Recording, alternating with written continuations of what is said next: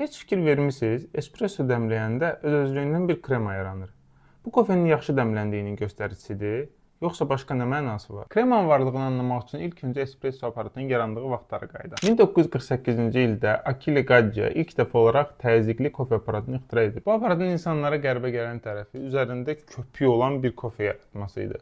Bu da o vaxta görə çox qəribə bir şey idi. Amma bunu fürsətə çevirən Gaggia onun adını Cafe Creme Natural, yəni təbii kofe kremi qoyub və nəticədə espressonun məşhurlaşmağına səbəb olub və biz onu indi espressonun atası kimi tanıyırıq. Bəs bu krema qatı niyə yaranır? Proses ilk başda kofenin qovrulması ilə başlayır.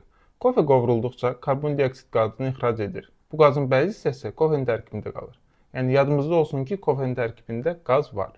Espresso dəmləyərkən 9 bar təzyiqli su qəhvə dənələrinin içindən keçirilir. Bu yüksək təzyiq karbondioksid qazını birdən-birə qəhvədən çıxarır və mikroskopik hava qabarcıqları yaradır.